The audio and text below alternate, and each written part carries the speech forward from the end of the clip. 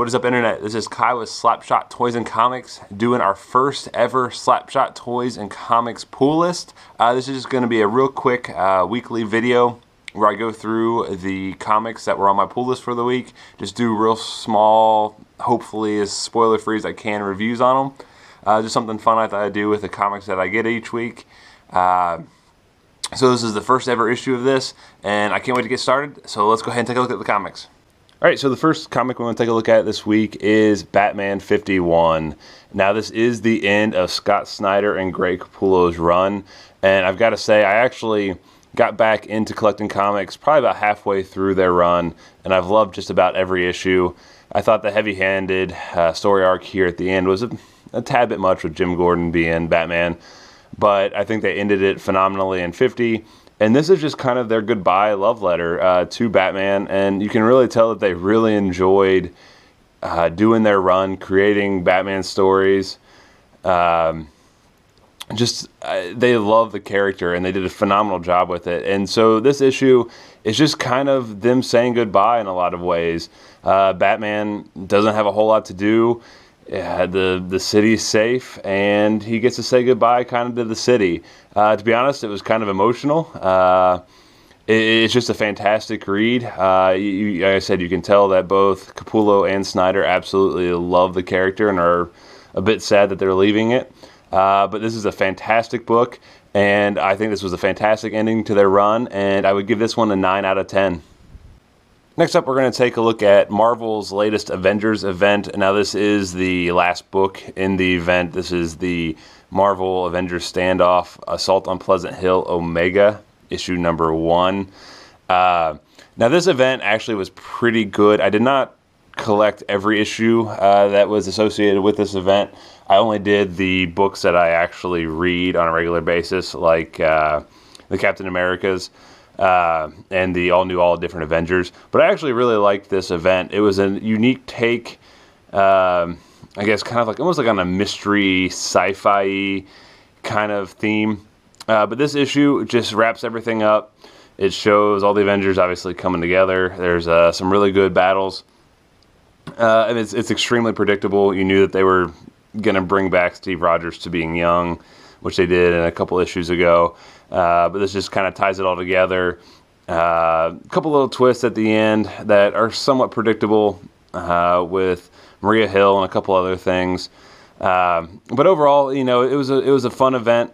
It wasn't anything groundbreaking or anything super phenomenal, but it was still solid. The art's really good. Like I said, there's a couple really good battle sequences. And so overall, I'd say this one's probably an 8 out of 10. Maybe even a 7.5 out of 10. But I'll go with the 8 because I did enjoy the whole series that I collected as a run, or overall.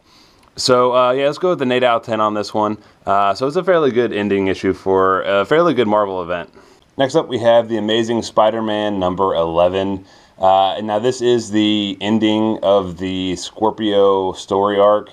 So I mean, this is just kind of the final battle. The art was fantastic. There's some really good action sequences in this. Story overall is decent. You know, Spider-Man and Scorpio have their final battle. You already know who Scorpio was from the previous issue. So not really a whole lot's revealed. It's more just that kind of Spider-Man trying to find Scorpio. Once he does, there's just the battle. Nothing, no crazy twists. I mean, just your typical good guy versus bad guy story.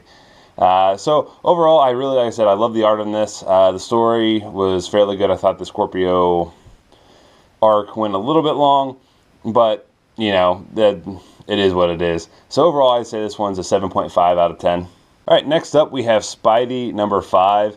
And I've got to say, if you're a Spider-Man fan and you're not reading this book and you collect comics, pick this book up. I absolutely love this run. I think this is probably one of my favorite series I pick up right now. It's kind of done up in single shots.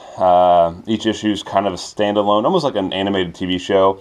You have one villain, Spidey goes after him. I mean, it's extremely predictable, but it's just a lot of fun. This issue, obviously, he's going after Green Goblin. And there's a really cool part in this, not to spoil it, where they kind of almost figure who each other are out, and it's pretty funny. The art's fantastic. Like I said, the stories are just fun. There's not a whole continuity or anything you have to keep up with, so you can just pick up one of these and read it and just have a lot of fun with some classic Spider-Man villains. And this all happens within the first year of Spidey being Spider-Man. I just absolutely love this series, so this is a definite, this issue is a definite 9 out of 10 for me. All right, next up we have Star Wars number 18, and now I've really enjoyed this book. So this is just the continuation of the mysterious bounty hunter taking over the prison that Princess Leia has Afria trapped in.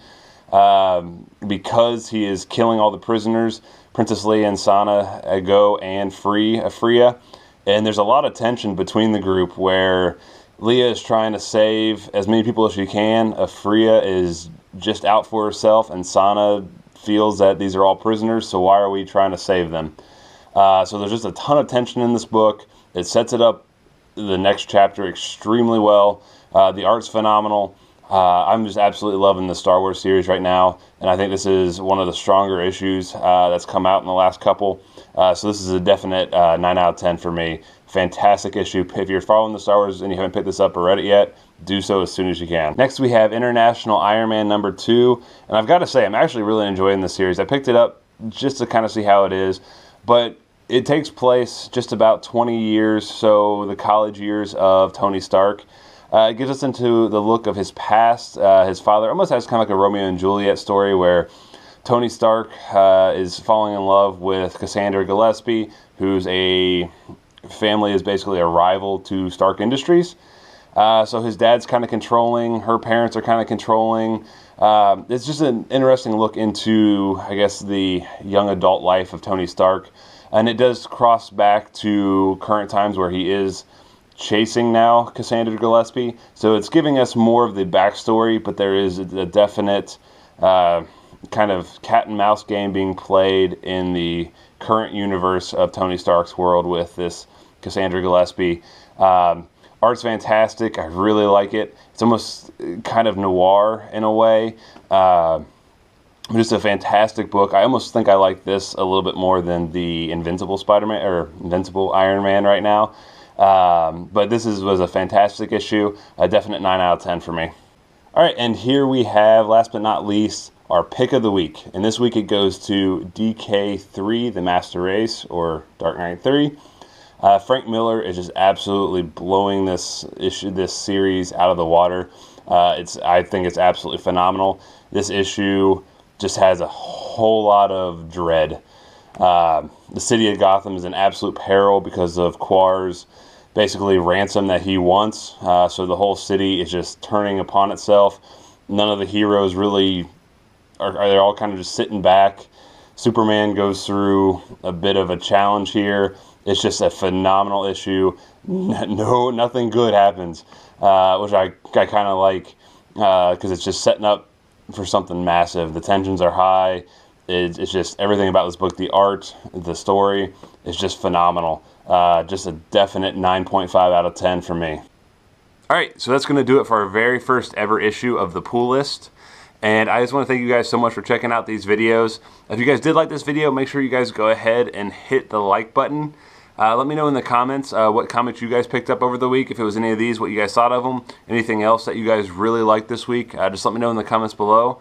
Go ahead, hit that subscribe button. Like I said, I am going to be doing this each week with the comics on my Pool List. So make sure you guys don't miss any of that content, as well as all the figure reviews that I'm going to be putting up. You guys can check out some of the past figure reviews that I have. But I hope you guys really enjoyed this. I'm really excited to be able to talk comics and kind of just get into the YouTube community a little bit. So that's going to do it for me this evening. I hope you guys enjoyed it, and I will catch you guys later. See ya.